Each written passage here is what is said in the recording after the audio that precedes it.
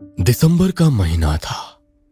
कश्मीर की हाड़ कपाती ठंड में स्विट्जरलैंड का आनंद लेने के लिए नवविवाहित जोड़ा आरव और अनाया हनीमून पर आया था। हाथों में हाथ डालकर दोनों पहाड़ों के बीच चल रहे थे। चारों ओर बर्फ से ढकी घाटियां और उनके बीच घूम रहे इक्के दुक्के लोग। ऐसा लगता था वो किसी और ही दुनिया में आए हो।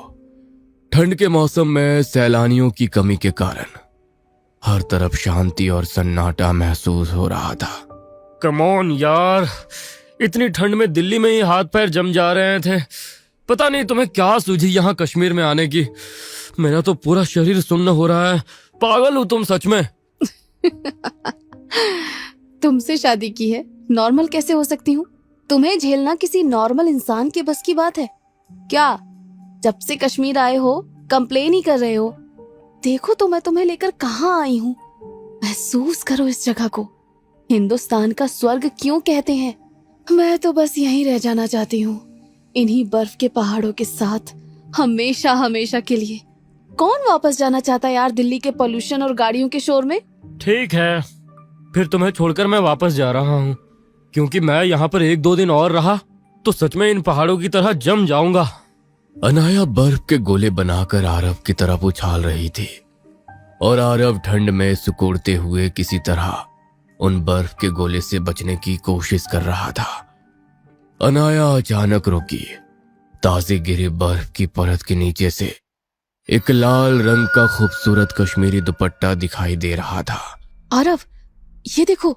अनाया ने उस दुपट्टे को खींचकर बर्फ से बाहर निकाला और एक टक सम्मोहित होकर उसे देखने लगी। अनाया को ऐसा लग रहा था जैसे उस दुपट्टे में कुछ अजीब सी बात है जो उसे उसकी ओर खींच रही है।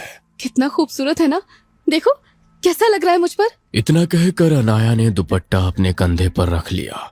जैसे ही दुपट्टे ने अनाया के कंधे को छुआ, दूर पहाड़ों में कहीं एक औरत की चीख गूंजी, जिसे सुनकर आरव ने घबराकर अनाया का हाथ पकड़ लिया। ये क्या था? तुमने ये चीख सुनी? तुम्हें भी सुनाई दिया क्या? अजीब सी चीख थी। ऐसा लगता था आवाज कहीं दूर से आ रही हो।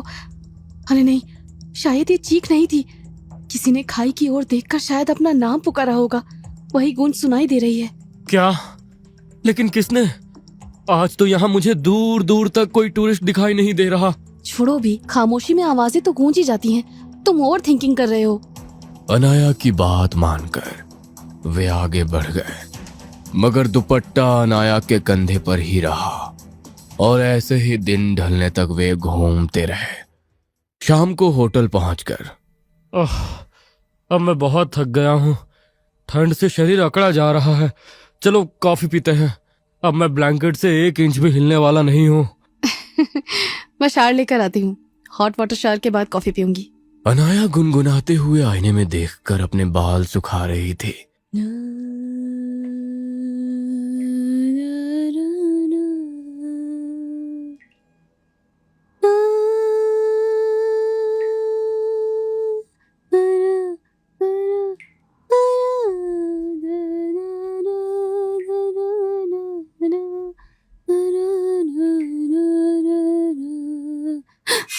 तभी उसे लगा जैसे किसी ने पीछे से धीमे से उसका नाम फुसफुसाया है। अनाया, वो मेरा दुपट्टा है। अनाया ने मुड़कर देखा। बाथरूम में कोई नहीं था। अचानक आईने पर भाप जमा होने लगी और अनाया का चेहरा धुंधलाने लगा।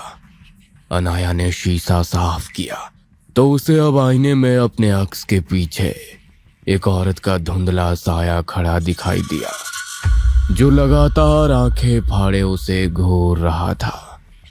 एकाएक उस साये की आंखों से खून बहने लगा, जिसे देख अनाया चीखते हुए बाहर भाग आती है। क्या हुआ?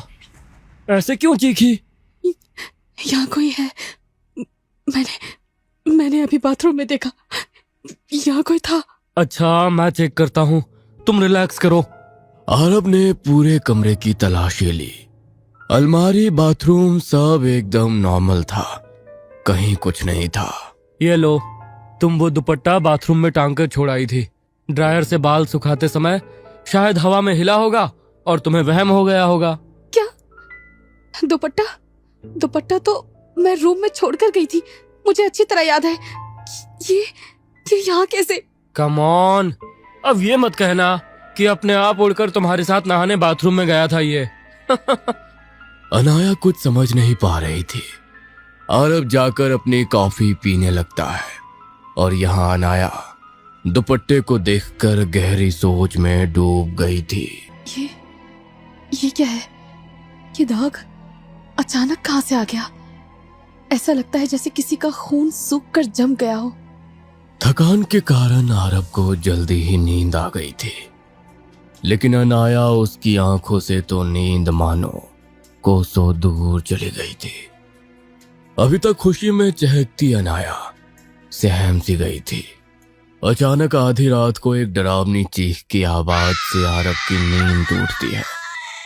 आंखें खोलकर कमरे में चारों ओर देखता है तो पत्नी अनाया उसे कहीं नजर नहीं आती। आधी रात को अनाया कमरे में नहीं है, कहाँ गई ये लड़की? आरव ने होटल की खिड़की से बाहर देखा। बिना गर्म कपड़ों के अनाया बाहर टहल रही थी। अनाया को देखकर आरव हैरान रह गया था। जल्दी से उसने अपनी जैकेट पहनी और अनाया की ओर लपक पड़ा। ठंड से अनाया के होठ नीले पड़ गए थे, शरीर सूखे पत्ते की तरह कपकपा रहा था, लेकिन अनाया, उसका ध्यान तो कहीं और ही था। ये क्या पागलपन है अनाया? माइनस में टेम्परेचर है यहाँ पर और तुम बिना गर्म कपड़ों के बाहर घूम रही हो। अब तो मुझे लग रहा है यहाँ आना ही नहीं चाहिए था।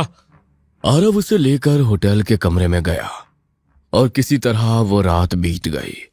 अगली सुबह अनाया एकदम सामान्य थी। ऐसा लग रहा था जैसे रात को कुछ हुआ ही नहीं था। अनाया ने आज फिर बाहर जाने की जिद पकड़ ली थी। आज घूमते हुए वे गुलमर्ग पहुंच गए थे। चारों ओर खूबसूरती ही खूबसूरती थी, लेकिन अनाया कुछ बेचैन सी लग रही थी। आरव सेल्फी ले रहा था, तभी उसकी नजर अनाया की ओर गई, जो चलते हुए खाई के एकदम किनारे पहुंच गई थी। यही वो जगह, वो यहीं पर थी, मुझे सब दिख रहा है। अनाया की बात सुनकर आरव बहुत डर गया था। अनाया, ये क्या बोल रही हो? क्या हुआ है तुम्हें? और हटाओ ये दुपट्टा, इतना भी क्या पसंद आ गया है तुम्हें इसमें? आरव की बात सुनकर उसने अचानक दुपट्टा कसकर पकड़ लिया और गुस्से में आंखों में खून भरकर चिल्लाई, ये मेरा है, कोई इससे मुझसे नहीं लेगा, कोई भी नहीं। अनाया को गुस्से में चीखते हुए देख पास ही से गुजर रहे एक लामा उनके नजदीक आते हैं। सब ठीक है ना आपकी पत्नी? हाँ, वो वैसे सब ठीक है, बस मैंने सड़क से उठाया हुआ दुपट्टा हटाने को कहा तो पता नहीं क्या हुआ इसे, जो ऐसे बात करने लगी। लामा ने दुपट्टा देखते ही चौंक कर 2 कदम पीछे ले लिया। इसे कहां से लाए हो? एक मरी हुई औरत की आखिरी निशानी है ये दुपट्टा। मैं देख सकता हूं, उसकी मौत यहां घाटी में हुई थी, पर उसकी लाश कभी मिली ही नहीं। उसका अंतिम संस्कार नहीं